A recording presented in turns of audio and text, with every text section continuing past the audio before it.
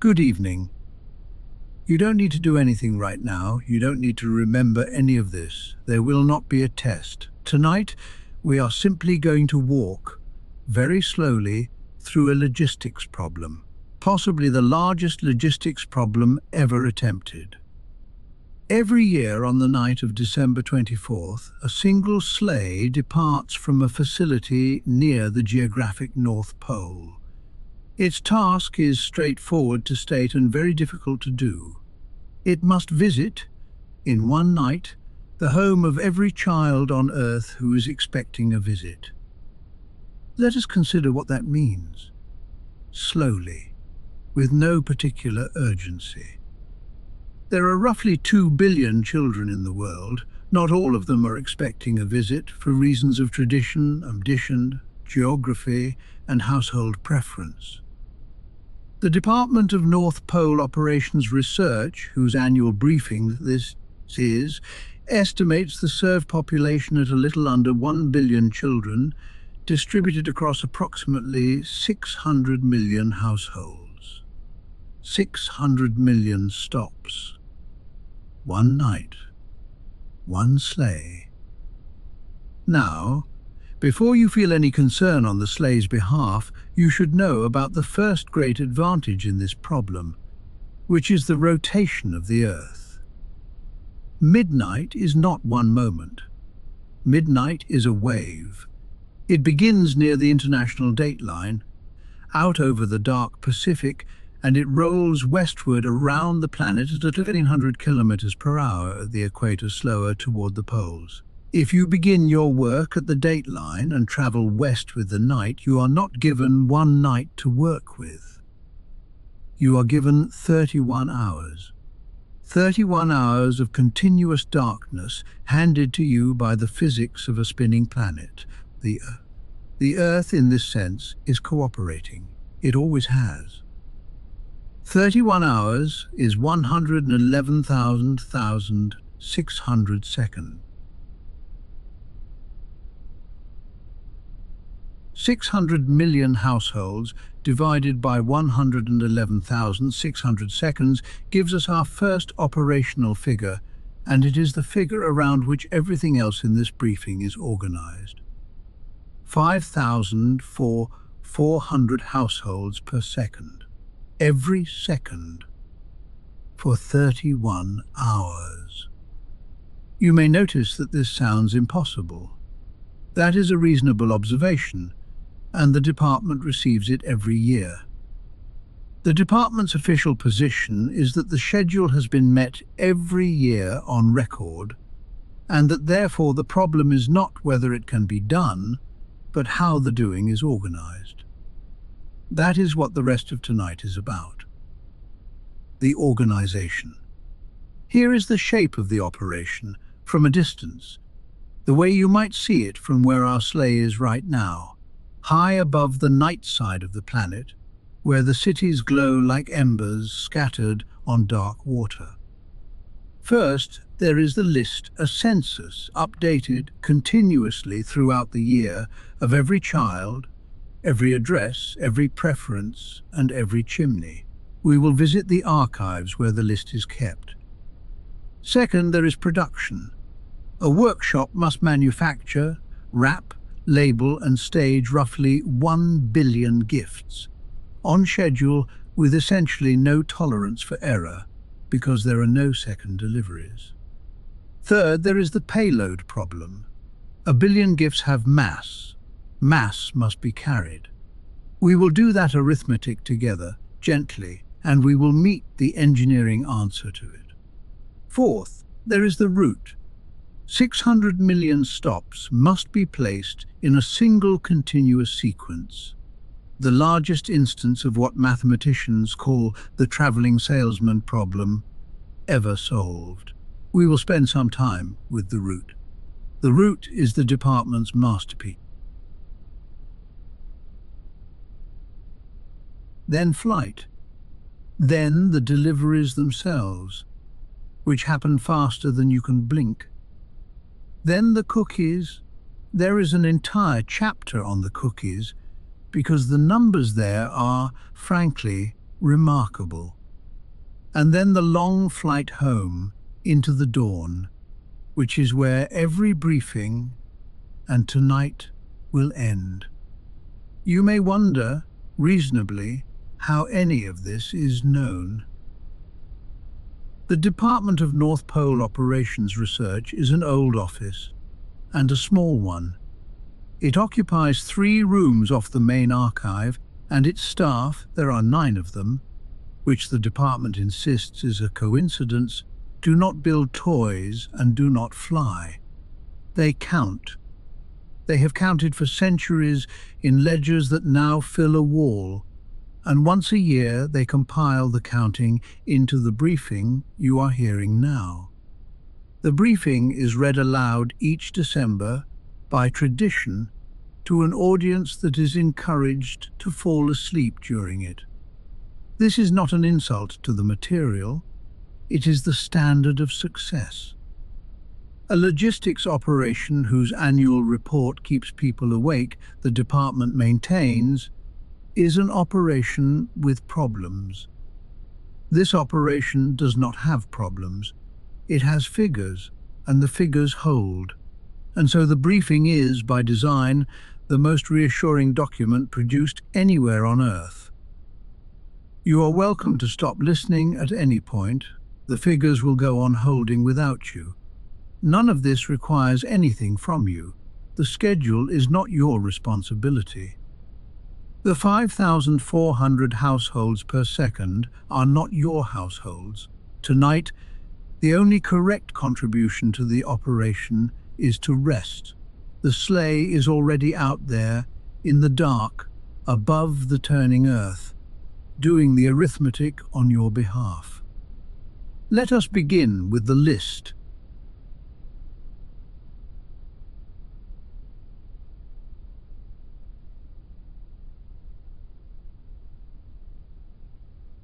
Every operation begins with information. Before a single gift is built, before a single reindeer is harnessed, there is the list. The list is not a piece of paper. It has not been a piece of paper for a very long time. The list is an archive, a hall of ledgers at the northern facility, row after row of shelves receding into warm candlelight, holding the continuously updated records of roughly 2 billion children. 2 billion records. Names, addresses, ages, sizes, where relevant, preferences where known, chimney specifications where applicable, and of course, the classification. Let us talk about the classification, because it is widely misunderstood. The public imagines a binary system, naughty, nice, a hard line, coldly enforced. The department wishes it to be known that this is not how the system works, and has never been how the system works. The classification is a threshold model, and the threshold is set generously. Behavioral observations accumulate throughout the year. Small kindnesses, ordinary patience, the quiet decision to share something that did not need to be shared. These are weighted. Setbacks are also recorded, but they are weighted lightly, and they decay. A difficult afternoon in March has, by December, effectively vanished from the record. The department's internal guidance on this point is 1 sentence long, and it has not been revised in several centuries. When in doubt, the child is nice. The result is that, in practice, the naughty classification is almost never assigned. The infrastructure for it is maintained, the way a city maintains a snowplow it rarely uses. It exists, it is inspected annually, it sits. Now, the checking. You have heard that the list is checked twice, and you may have assumed this was a matter of thoroughness, or perhaps of ceremony. It is neither. It is error correction, and it is one of the oldest formal error correction procedures in continuous operation anywhere. Consider the problem. 2 billion records, transcribed and updated by a large staff over an entire year. Even a wonderfully careful clerk makes mistakes at some small rate. Suppose the error rate is 1 in 10,000. Across 2 billion records, that is 200,000 errors. 200,000 wrong addresses, misspelled names, gifts assigned to the wrong household, unacceptable. There are no second deliveries. So the entire list is verified once, in October, by a second independent team who never see the first team's notes. Where the two parties agree, the record stands. Where they disagree, the record is escalated and a third senior clerk resolves it. Two independent passes reduce that error rate from 1 in 10,000 to roughly 1 in 100 million. Across the whole list, that leaves perhaps 20 unresolved errors. And those 20 are precisely the ones the senior clerks find. Check twice, not because anyone doubted the first check, because arithmetic says 2 checks is what the job requires. There is one more thing to know about the list, and then we will let the archive go dark for the night. The list is sorted geographically, not alphabetically, not by age, by position on the surface of the Earth, ordered westward, beginning at the international dateline. This detail seems small. It is not small. It means that on the night itself, the list is not a reference document. It is the root in embryonic form. The order in which the records sit on the shelves is very nearly the order in which the households will be visited. The clerks who maintain this sorting spend their entire year, in effect, pre-solving a piece of the night. When a family moves house in April, a clerk somewhere lifts a record from one shelf and carries it down the long candlelit rows to another, and in doing so, quietly reroutes the sleigh 8 months in advance. There is a room adjoining the archive that deserves a moment before we move on: the mail room. Letters arrive all year, but the great tide comes in from late November. Millions of envelopes a day at the peak, addressed with varying precision. Santa, North Pole, is sufficient. The postal services of the world have long-standing arrangements on this point, none of them written down, all of them honored. Every letter is read. This is not a courtesy claim, it is a staffing line item, the largest in the department after production itself. Reading elves work in long rows by the windows, and each letter is read twice, once for the requests, which are logged against the list, and once for everything else. The everything else is often the important part. A child who asks for nothing but mentions that the dog has been sick. A child whose letter is mostly a drawing. A child who writes to ask whether the reindeer get cold. These letters are routed to a separate desk, an old one near the fire, where the answers are composed. The reindeer, for the record, do not get cold. They are built for it, and they are told about every letter that asks. Requests logged from the mail run about 4 weeks ahead of production, which is precisely the buffer the workshop schedules against. In this sense, the children of the world are not merely the recipients of the operation. They are its forecasting department, and they are, year after year, remarkably accurate. The archive closes at dusk on December 23rd. The final records are shelved. The candles are drawn down. And the whole long haul of the world's children, sorted and checked again, goes quiet. Finished. For another year, with its only task.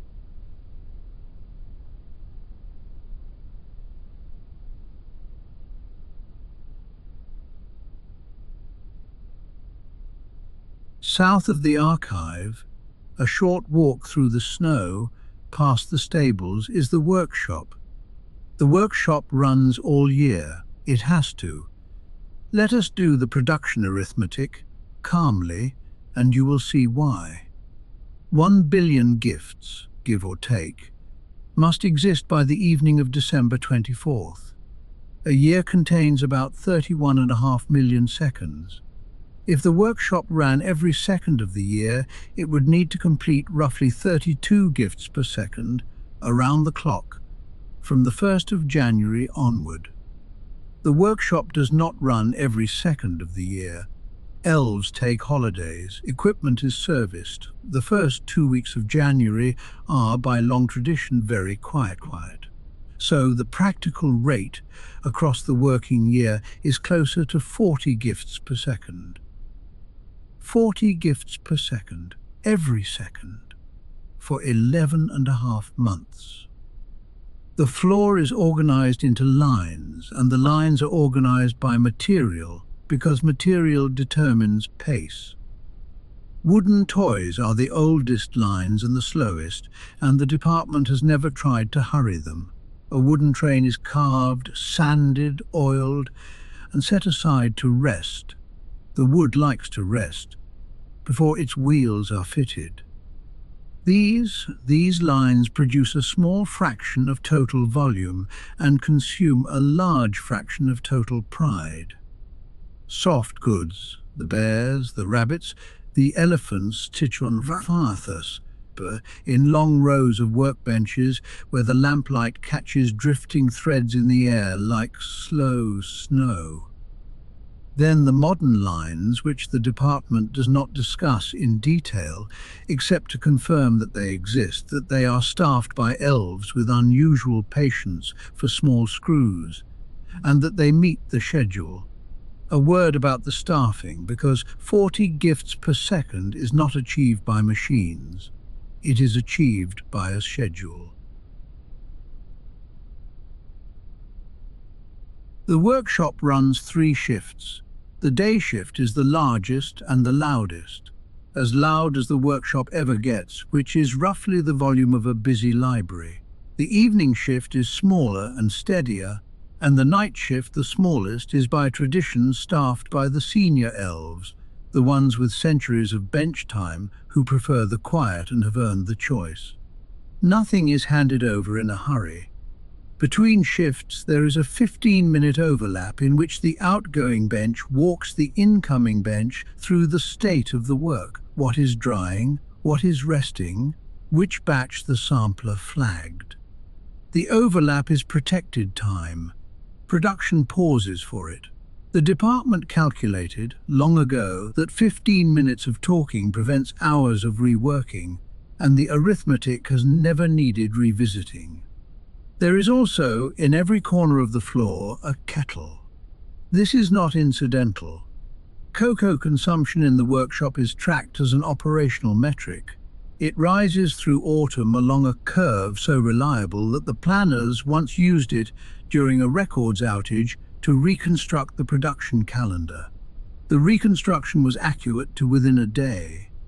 Every line feeds into wrapping, and wrapping is where the visitors always stop walking. Wrapping is done by hand, all of it. The department has evaluated wrapping machines 11 times over the decades and rejected them 11 times, always for the same recorded reason. The corners were adequate, and adequate corners are not the standard. A trained wrapping elf completes a standard box in 11 seconds, including the ribbon. The fastest recorded time, set some years ago at the Winter Games, is 4.1 seconds, though the department notes, a little stiffly, that competition wrapping is not production wrapping. From wrapping, gifts move to staging. A warehouse sorted, like the list, geographically, westward from the date line. The gift destined for the very first rooftop of the night sits nearest the doors. A word about quality control, because there are no second deliveries, and everyone on the floor knows it. The department does not inspect every gift. At 40 gifts per second, that would be impossible. Instead, it samples. One gift in every 200 is pulled from the line and examined completely. Seams, paint, wheels, ribbon. If the sampled gift passes, the batch flows on. If it fails, the entire batch is recalled and reworked, and the line pauses, and somewhere a very calm elf supervisor walks over to find out why. The lines dislike pausing, so the lines do not fail. In the most recent production year, the recorded defect rate at final staging was 0.000004%, about 4,000 gifts in a billion, every one of which was caught, reworked, rewrapped, and shelved before December.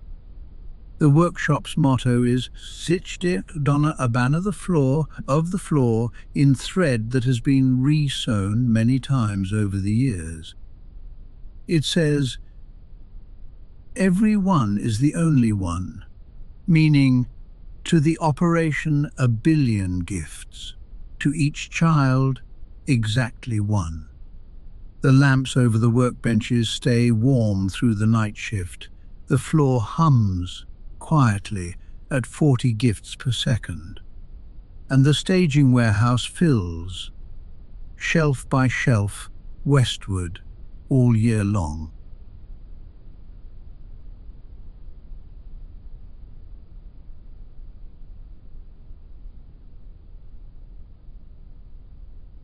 We come now to the part of the briefing where the numbers become uncooperative and the department becomes quietly evasive. This is the payload problem. It is best approached the way we will approach it, slowly and lying down. 1 billion gifts. Assume, conservatively, an average of 1 kilogram per gift. Some are lighter, a deck of cards, a whistle. Some are very much heavier, and the department asks the bicycle families to know that they are seen. 1 billion kilograms, 1 million metric tons. For a sense of scale, 1 million tons is roughly the mass of 10 fully loaded aircraft carriers. It is the mass of 100 Eiffel Towers. It is, by any conventional reading, not a payload, it is cargo infrastructure. The sleigh, at rest in the launch yard, is 9 meters long. Let us extend the difficulty before we resolve it, because the department believes a problem should be fully appreciated before it is dismissed. A reindeer, a strong one, a working animal in good condition, can pull perhaps 150 kilograms across snow, conventional reindeer. On the ground, 1 million tons divided by 150 kilograms per animal would require approximately 6.7 million reindeer. Harnessed in the traditional two abreast configuration, the team would extend a little over 5,000 kilometers, which is to say, a sleigh departing the North Pole would have led reindeer arriving in Rome before the runners moved. The operation uses 9. Here the briefing reaches the phrase "you have been waiting for," the phrase that appears throughout the department's engineering documents, always in the same dry typeface, never with further explanation. The compression factor. The compression factor is the engineering answer to the payload problem. Its precise mechanism is outside the scope of this briefing and, the department would add, outside the scope of every briefing. What is documented is its effect. Cargo aboard the sleigh occupies a small fraction of its ordinary volume and imposes a small fraction of its ordinary weight upon the runners. The engineers treat the compression factor the way sailors treat the wind. They do not explain it, they measure it, they respect it, and they build everything else around it. What they will discuss at length if you let them is the loading order, because compressed or not, 1 billion gifts must come out of the sleigh in exactly the reverse order they went in. Last loaded, first delivered. The staging warehouse, sorted westward all year, empties into the sleigh eastward, so that the night can unspool westward again, gift by gift in sequence without a single moment of searching. Loading takes 3 days. It is done in silence by the most senior elves, working from lists they have long since memorized. Since we are in the launch yard, we should meet the team properly, because the 9 are not interchangeable, and the harness order is not decoration. It is an org chart. The 2-wheel positions nearest the sleigh take the load of every turn. They are the strongest, and they are Donner and Blitzen, and they have opinions about amateur cornering. The 2 swing positions ahead of them, Comet and Cupid, set the rhythm of the team, and a team at 6,000 kilometers per second lives or dies by rhythm. The team positions, Prancer and Vixen, are the specialists in weather, the first to feel a crosswind and lean into it before the instruments notice. And the 2 lead positions, Dasher and Dancer, do the steering. 300 million course adjustments a night, split between 2 animals who have worked side by side for longer than most countries have existed. Then, forward of the leads, alone, the navigation position. Rudolph. Not in the traditional harness rows at all. A 9th position that did not exist for centuries, added the year the fog town over the whole unsnayed, and never removed since. The team trains together all year. Their fitness program is documented. Their diet is documented. We will return to the carrots. And their pre-flight routine on the 24th has not changed in living memory. A slow walk around the loaded sleigh once, in silence, each animal looking at the thing they are about to carry around the world. Whether this is inspection or ceremony, the department has never asked. Some figures are not for counting. On the evening of the 24th, the sleigh stands in the launch yard under the aurora, loaded. The runners sit lightly on the snow, improbably lightly, the compression factor at work.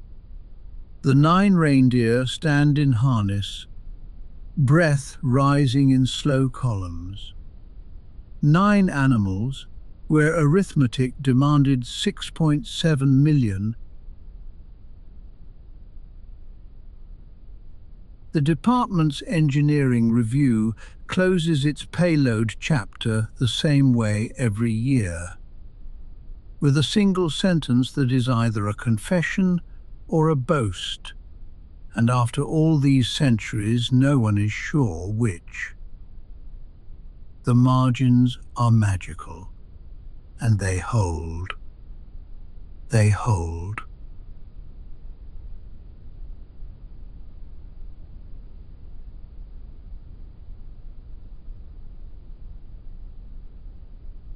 We arrive now at the center of the operation, and the center of this briefing, the route. If the department has a masterpiece, this is it. Not the workshop, for all its 40 gifts per second, not the compression factor, which after all merely works. The route, the single continuous path connecting 600 million households in one night, is the finest solved problem in the history of logistics, and tonight, with nowhere to be, we can afford to admire it slowly. Mathematicians have a name for this kind of problem. They call it the traveling salesman problem. Given a set of stops, find the shortest path that visits every one. It sounds simple. It is famously, monstrously hard, and what makes it hard is not the size of the map, but the number of possible orderings. With 10 stops, there are about 3 million possible routes. With 20 stops, more routes than seconds since the formation of the Earth. With 600 million stops, the number of possible routes exceeds comfortably the number of atoms in the observable universe, multiplied by itself several times over. No computer on Earth solves that exactly. The route planners do not solve it exactly either. This is the first secret of the route. It does not need to be perfect. It needs to be good enough to finish before dawn, and good enough, it turns out, is a thing that patience can build. The planners begin with the gift the Earth gave us in Chapter 1, the rotating planet, the 31-hour night rolling westward. That single fact collapses the problem's shape. The route is not free to wander the globe. It must ride the wave of midnight west. So the planners slice the world into narrow bands of longitude, long vertical ribbons of planet, each about 15 minutes of darkness wide. And the impossible global problem becomes a chain of merely enormous regional ones, taken strictly in order, east to west.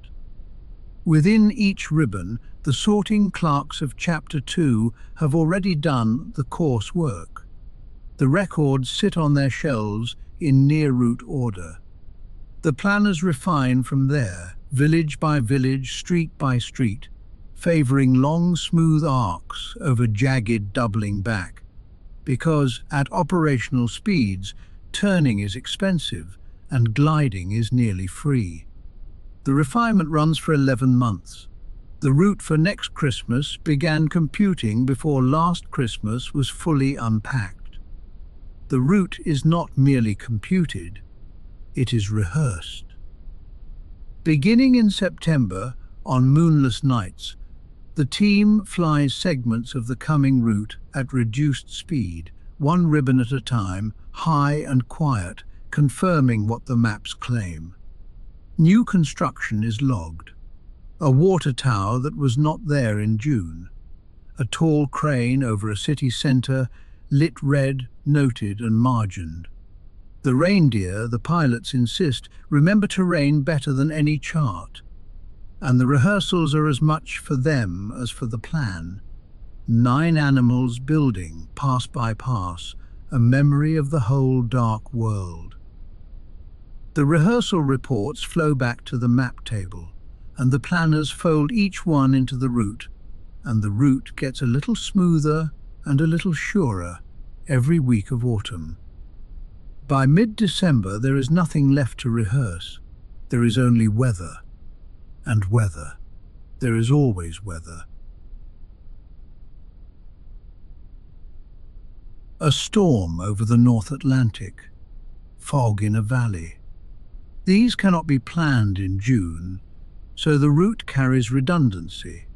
At thousands of junctions, prepared alternates branch off the main line, detours computed in advance, sized in seconds. On the night, the route is not one path.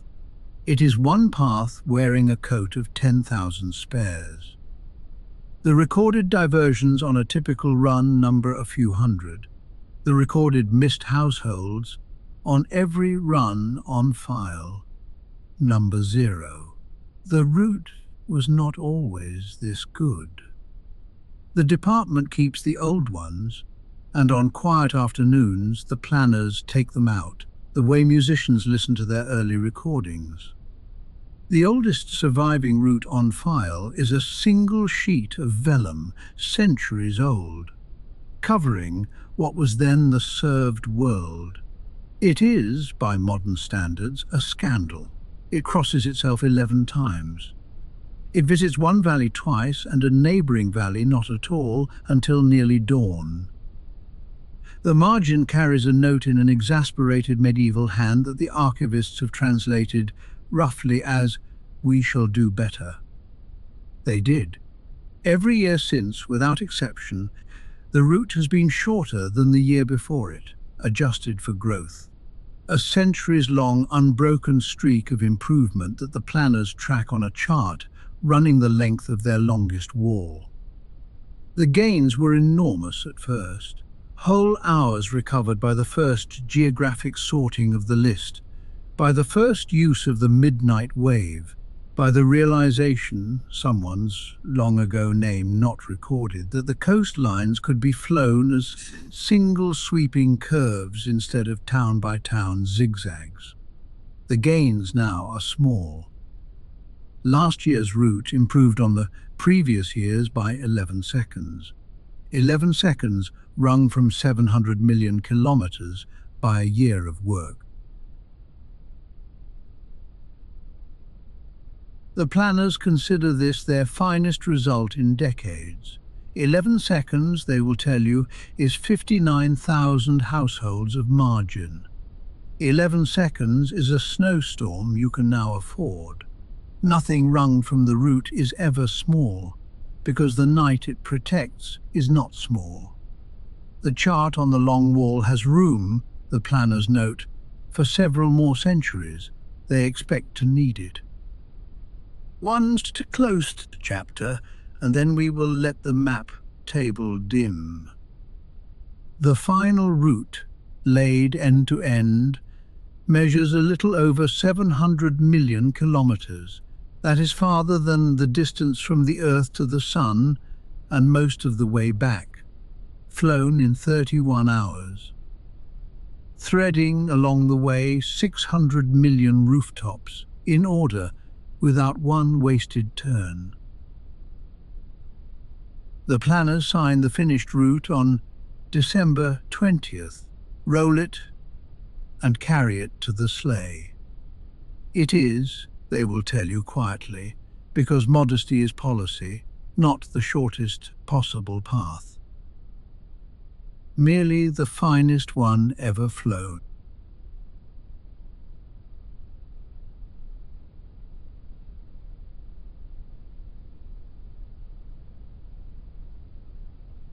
The sleigh is airborne now.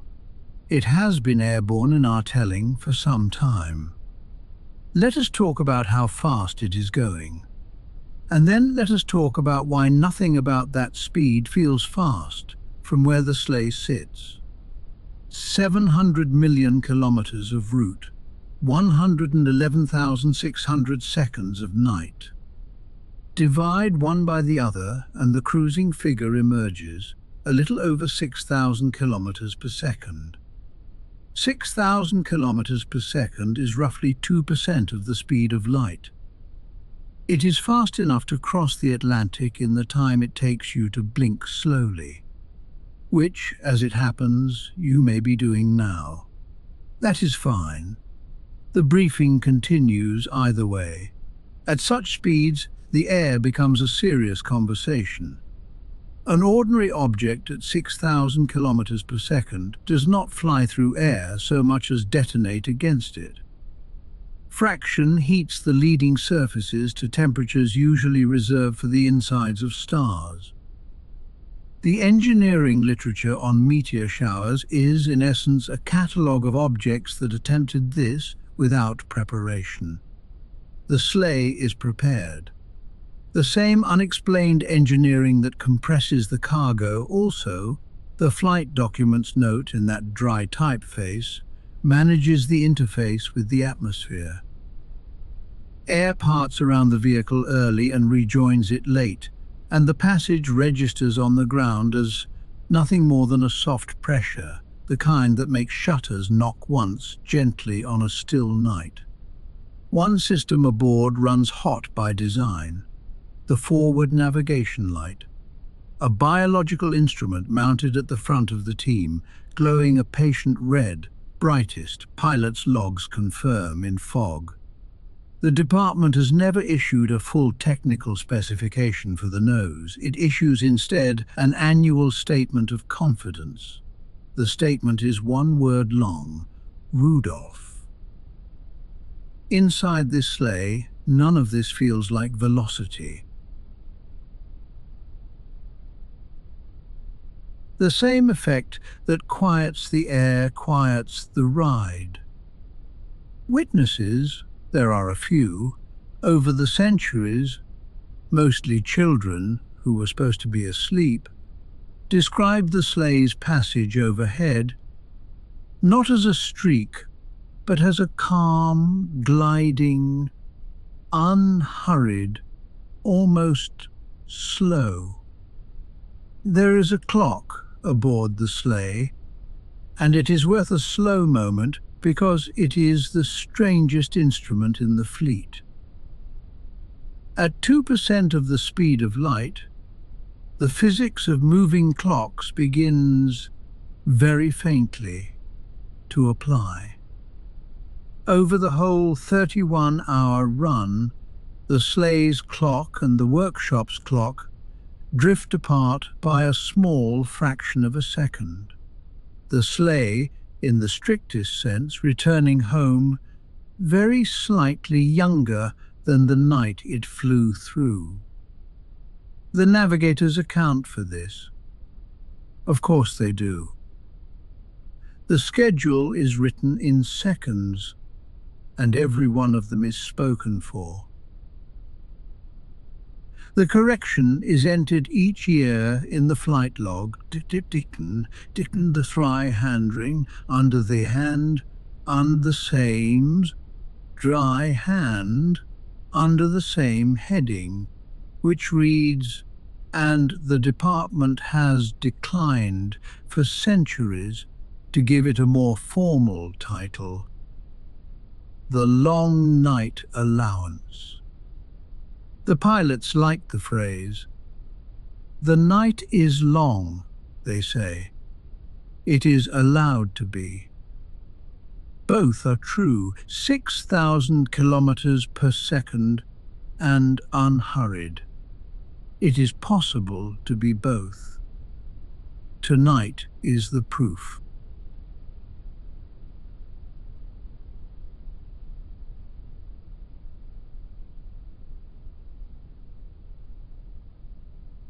We should speak briefly and quietly about what happens at each house. 5,400 households per second, you will remember, which allocates to each household a budget of 1/5,400th of a second. 185 microseconds per home.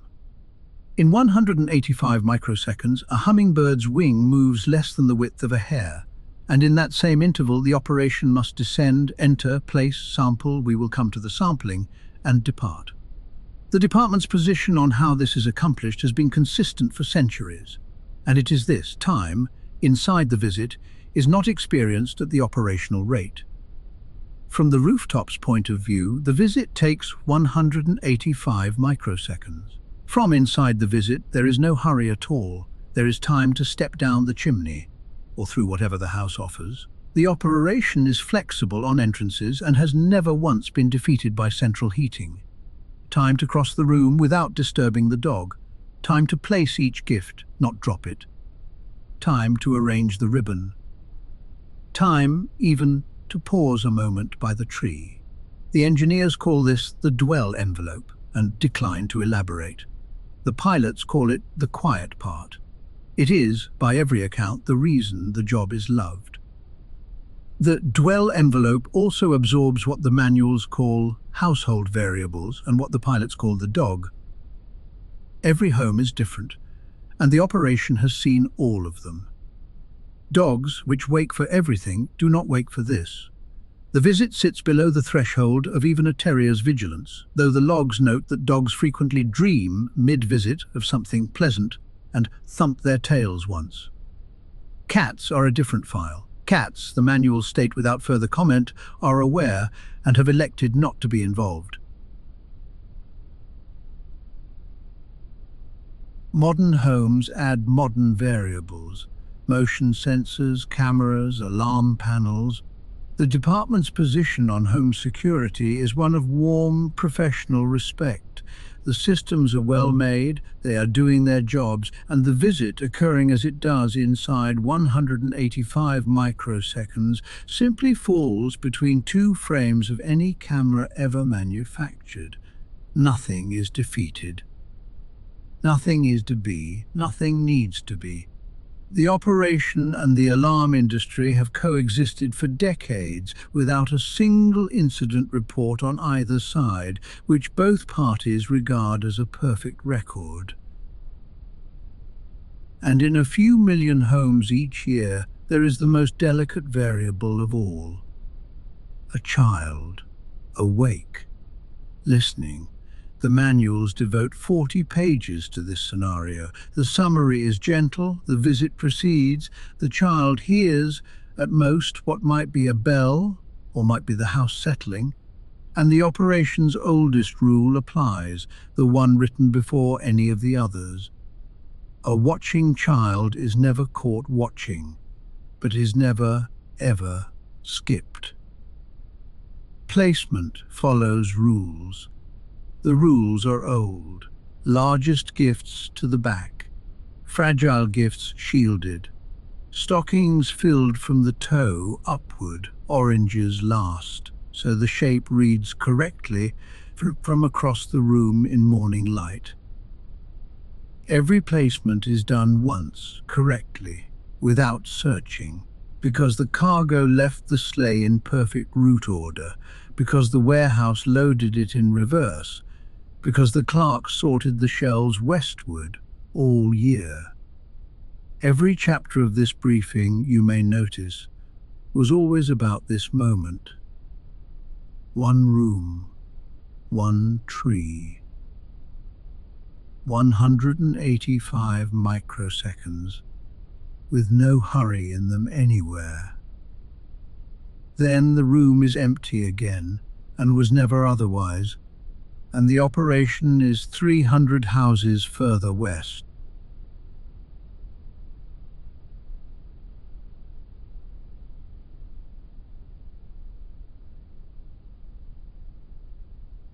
There remains the matter of the cookies.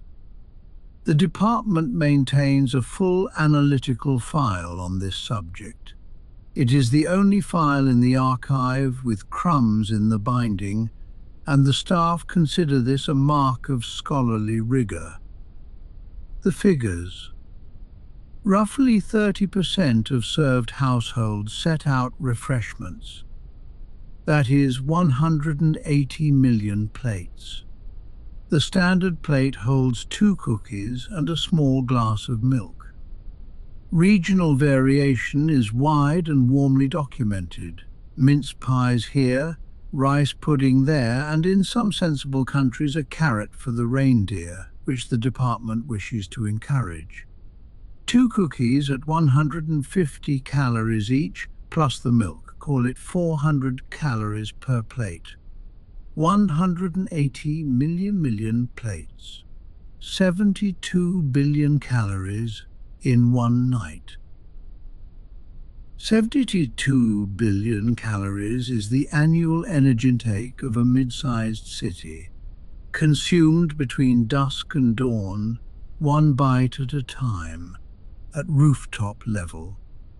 The file addresses the obvious question with the operation's usual method, the sampling protocol. Not every cookie is eaten. Every cookie is sampled. A bite, sometimes 2, taken inside the dwell envelope where there is time to taste properly. The bite matters. Children check. The evidence of the bite is, the file states plainly, a deliverable of the operation, no less than the gifts. As for the energy itself, the file summary is brief, and the department stands by it. The route is 700 million kilometers. The fuel is provided by the households. The system is elegant. Further study is not required. The file's appendix concerns the carrots, and the department asks that it not be skipped, because the reindeer certainly do not skip it. Carrots in Eatland was intestine imperative. The light of this instantly omegos from Maldiveroides in improved wedled, strig, a not gradidum, Eindridge crossal distiglance, defodis frankrity into segment, bedis 1 million tyrants. The rate of datedness to compare find close prain to find ants, with an insupriest by the acravid. Adoth essentially enden is divided and the lit of docking agreemings with discrimination disfaked, district for the elves modest protecting the accurate and infosid. Strict 1. Explain. Mandust anile. Fifty the sacred of this syndrome probed with prelistic cringe and thampoid. Licet your pro than nimmening statid skate, it is or be hangwods, slivaches, and eapop the sun new graham. Between the thens now. Here a stun warrior pundage. Spieled be this finding, confirmed annually.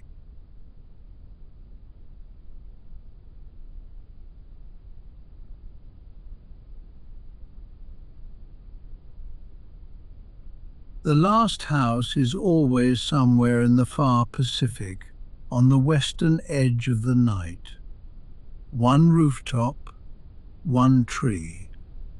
185 microseconds, unhurried, like all the rest.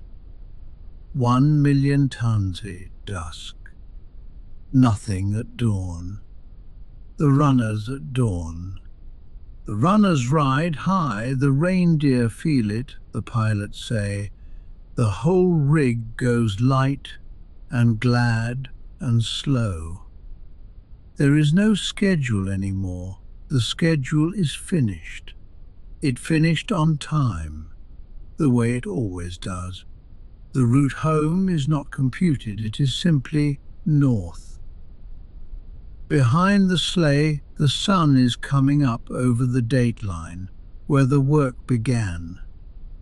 Ahead, the sky is still dark, and the stars are still out, and the pole light is burning the way a porch light burns. 600 million households asleep below, every one of them visited. Every stocking reads correctly from across the room. The reindeer are flying slowly now. There is no reason not to. Rudolph's light is dimmed to a soft ember. Fog is no longer anyone's concern.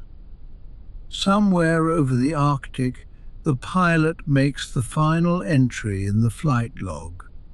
The same entry every year in the same steady hand. All stops complete, no exceptions. Weather cooperated, eventually. Beginning descent. The sleigh is down. The yard is quiet.